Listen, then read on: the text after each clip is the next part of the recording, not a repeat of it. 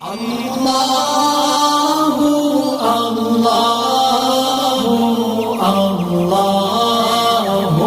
اللہ اللہ اللہ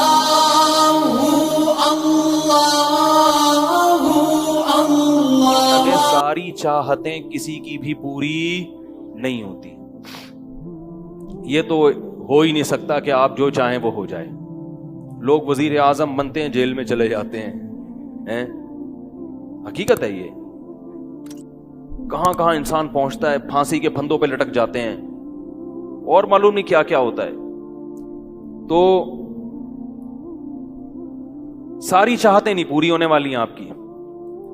تو اب حل کیا ہے اس کا کہ بھئی ہر خواہش پوری کرو, یہ تو ہو نہیں سکتا.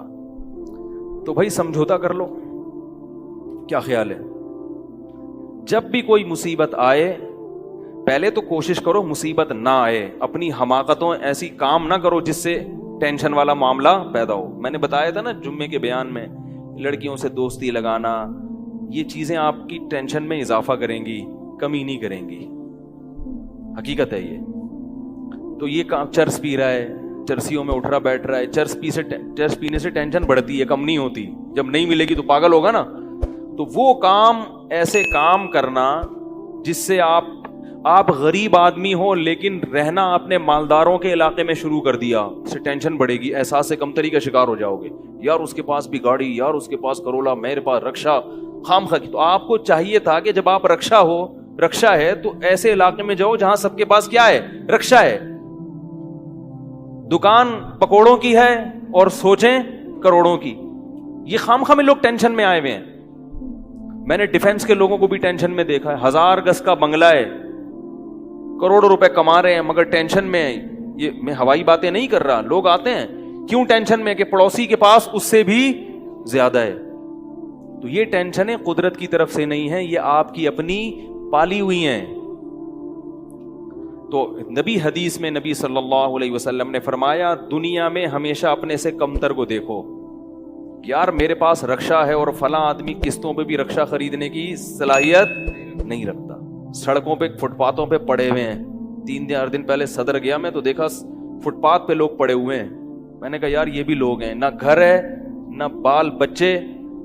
ایک کنوارے کا فون آیا, ایسے جیسے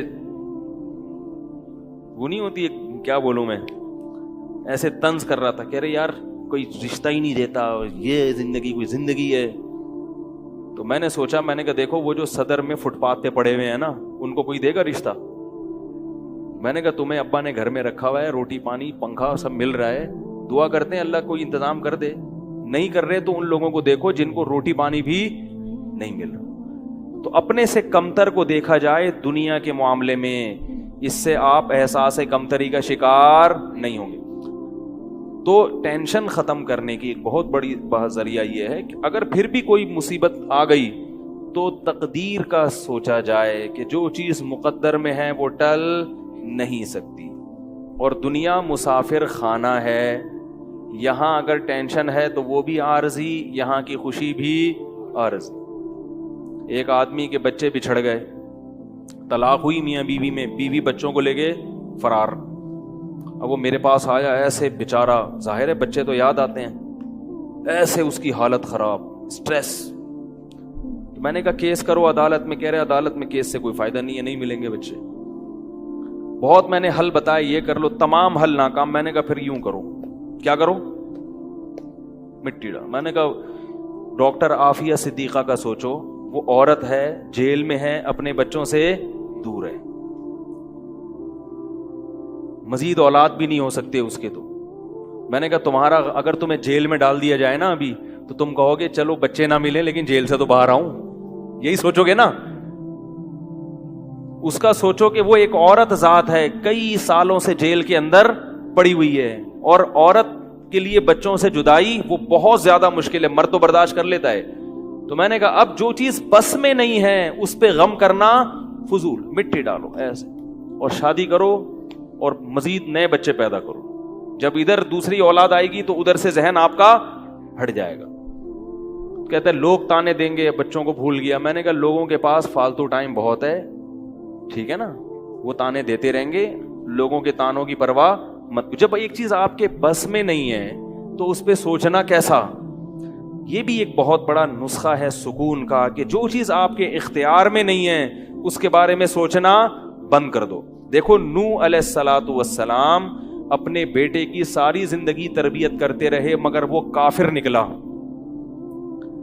آخری وقت میں نوح علیہ السلام کو اپنے بیٹے پر کتنا پیار آیا کہ میری کشتی میں سوار ہو جا.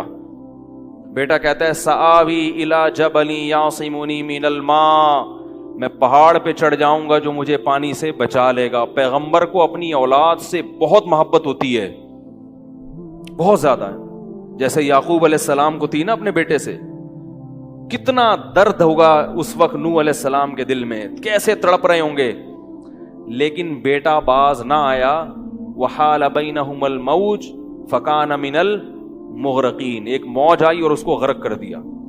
نوح علیہ السلام نے اللہ سے دعا مانگی ان ابنی من اہلی, اے اللہ میرا بیٹا میرے اہل و عیال میں سے ہے, تو نے تو وعدہ کیا تھا تو میرے اہل و عیال کا خیال کرے گا.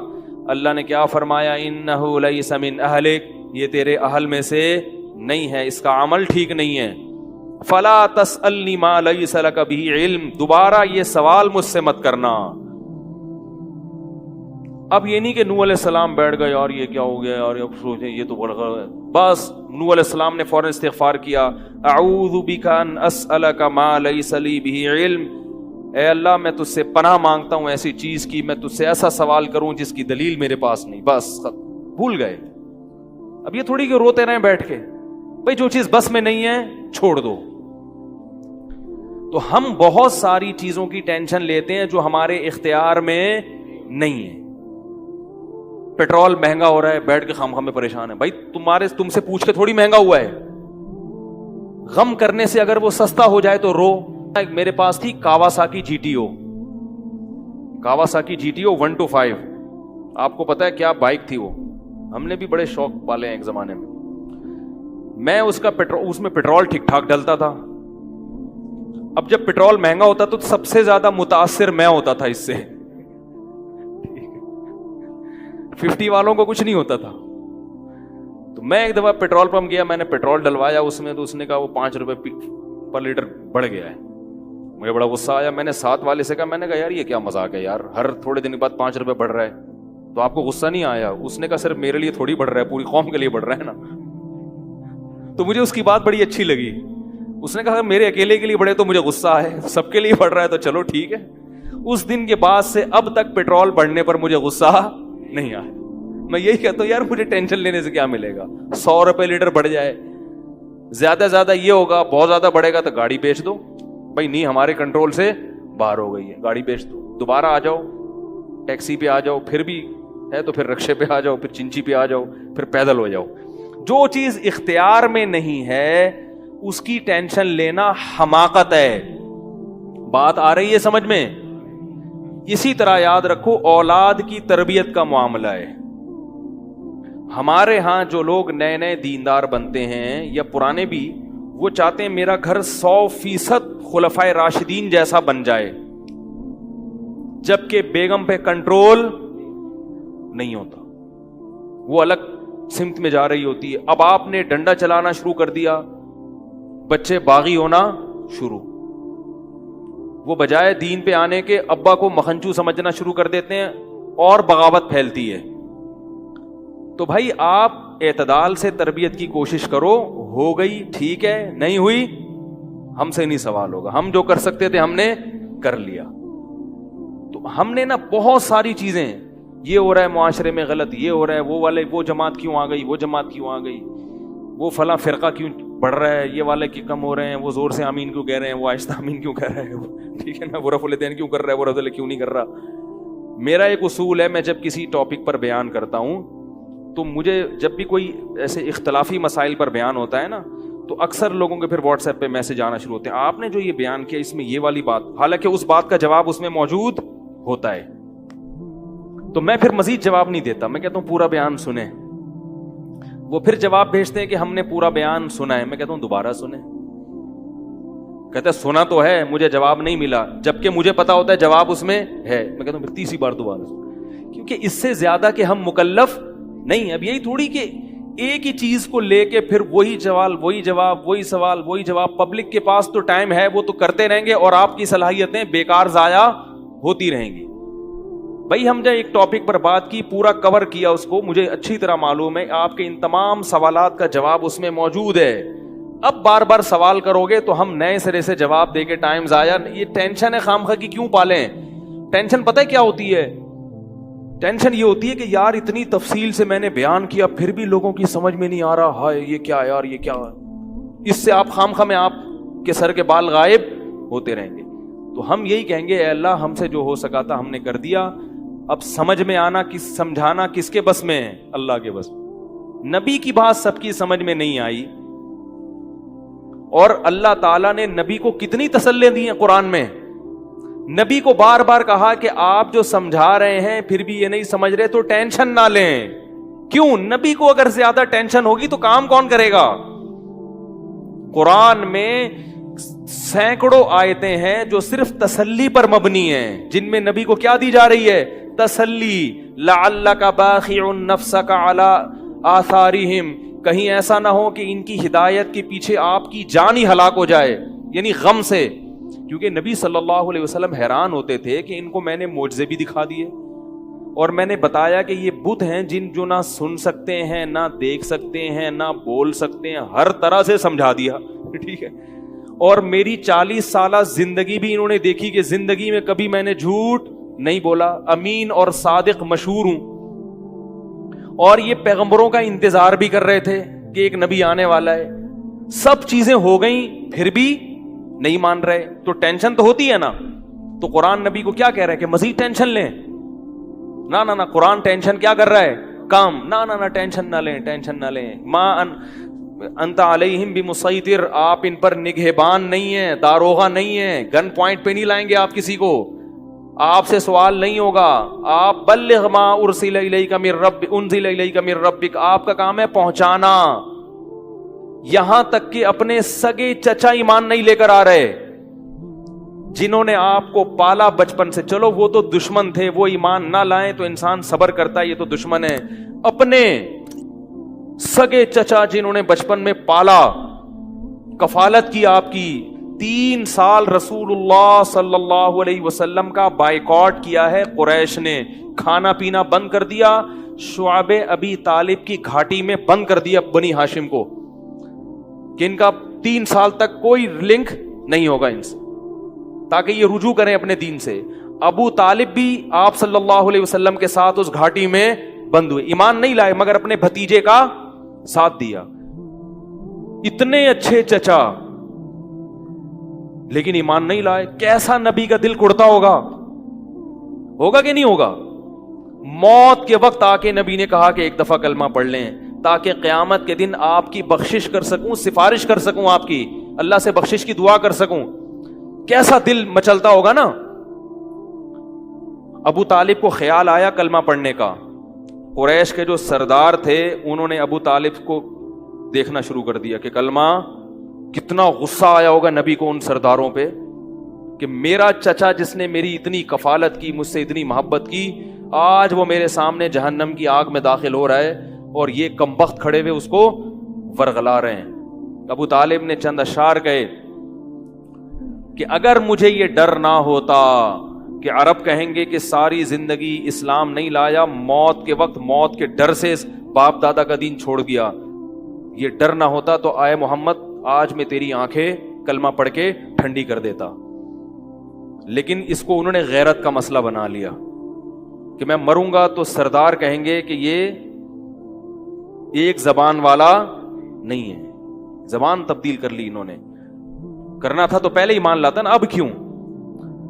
اور وَلَقَدْ عَلِمْتُ بِأَنَّ دِينَ مُحَمَّدٍ مِّن خَيْرِ أَدْيَانِ الْبَرِيَّةِ كُلِّهَا, مجھے یقین ہے کہ محمد جو میرا بھتیجا دین لے کر آیا ہے تمام دنیا کے دینوں میں سب سے افضل ہے. لولا الحذار لولا الملامت او حذار مسبت, اگر ملامت کا خوف یا لوگوں کے برے بھلے کہنے کا خوف نہ ہوتا تو آج میں اپنے بھتیجے کی آنکھیں ٹھنڈی کر دیتا. کیسا دل کوڑا ہوگا میرے بھائی, کیسا, جس کو جہنم کی آگ کا یقین ہے اور ان کو معلوم ہے کہ میرا چچا جہنم کی آگ میں داخل ہونے والا ہے, کیسا تڑپ رہے ہوں گے. اور ابو طالب کی آنکھیں بند ہو گئیں. نبی صلی اللہ علیہ وسلم اتنے غمزدہ ہوئے، اللہ نے پھر کیا دی؟ تسلی کی آیتیں کہ ٹینشن نہ لو. یہ میں آپ کو کیوں واقعات سنا رہا ہوں کہ جب اتنے بڑے بڑے غم کے واقعات میں اللہ ٹینشن لینے کو پسند نہیں کر رہے، تو ہماری چھوٹی چھوٹی، اس کی پکوڑے کی دکان چل گئی، میری دکان بند ہو گئی، اس کو سواری مل گئی ہے بھائی رکشے میں، مجھے سواری نہیں ملی، ان چیزوں میں ٹینشن لینے کا کیا مطلب؟ بہت مشکل ہے یار، کیا کریں یار. ہماری ٹینشن یہی ہوتی ہے نا یار، سیٹنگ وہاں چل رہی تھی، ابا نے رشتہ وہاں طے کر دیا. یہ کوئی ٹینشن کی چیز ہے؟ ٹینشن تو وہ ہے جو نبی کو ہوئی تھی، یہی ٹینشن ہے آج کل. تو نبی کو کس قدر غم ہوا ہوگا، غیرت بھی ہے نبی میں، حیا بھی ہے، محبت بھی ہے، لیکن اللہ کیا کہہ رہے ہیں؟ ٹینشن نہ لیں. کیوں؟ وہی اصول جو میں نے آپ کو بیان کیا کہ جو چیز اختیار میں نہیں ہے اس پر ٹینشن نہیں لینی چاہیے. انک لا تہدی، یہ آیتیں نازل ہوئیں، من احببتا ولکن اللہ یہدی من یشاء. اے محمد، جس سے آپ محبت کرتے ہیں اس کو ہدایت دینے کے مالک نہیں ہے. محبت الگ چیز ہے، ہدایت ہمارے ہاتھ میں ہے، آپ کے ہاتھ میں نہیں ہے. اب اگر نبی اسی غم کو لے کے بیٹھے رہتے تو کہاں سے دعوت اور تبلیغ کا کام ہوتا؟ آپ صلی اللہ علیہ وسلم سے حضرت عائشہ نے پوچھا کہ ابو طالب جو اتنی خدمت کرتا تھا، آپ کی کرتے تھے اور اتنا کچھ انہوں نے کیا، کیا یہ نیکیاں قیامت کے دن کام آئیں گی؟ آپ نے فرمایا ہاں. کتنا کام آئیں گی کہ جہنم کے نچلے طبقے سے اللہ اٹھا کے اوپر والے طبقے میں لے آئے گا، اور پاؤں میں صرف آگ ہوگی مگر اس سے دماغ ایسے کھولے گا جیسے ہانڈی. ابو طالب پورے جہنم کی آگ میں نہیں ہوں گے، صرف ان کے پاؤں جہنم کی آگ میں ہیں. اس سے پتہ چلتا ہے کافر کی نیکیاں کام تو آتی ہیں مگر عذاب کم کرنے میں، عذاب ختم کرنے میں نہیں. بھی ہم دیکھتے ہیں کہ دنیا میں بہت کچھ غلط ہو رہا ہے، دلائل کے انبار لگا دو پھر بھی لوگ نہیں مانتے، اور فرقواریت، ایک دوسرے پہ تان و تشنی، گھریلو حالات میں گڑبڑ. تو اس میں اگر آپ ٹینشن لینا شروع کر دو گے تو پھر سوائے ڈپریشن کی گولیوں کی ایک نئی ٹینشن لگ جائے گی. جس دن گولی نہیں کھائی اس دن عجیب سا ہو گیا. ڈپریشن کا مریض کو جس دن گولی نہ ملے وہ خود گولی کی طرح بن جاتا ہے، وہ پھر کئی لوگوں کو گولیاں کھانی پڑتی ہیں اس سے بات چیت کے بعد. تو اس لیے میرے بھائی دو چیزیں یاد رہیں گی، ایک نیند اور دوسرا ٹینشن. جتنا ہو سکے، پھر بھی اللہ کی طرف سے ہوتی ہے، ایسا نہیں ہے کہ ناممکن ہے 100% ختم ہو جائے، یہ تو ممکن نہیں ہے، لیکن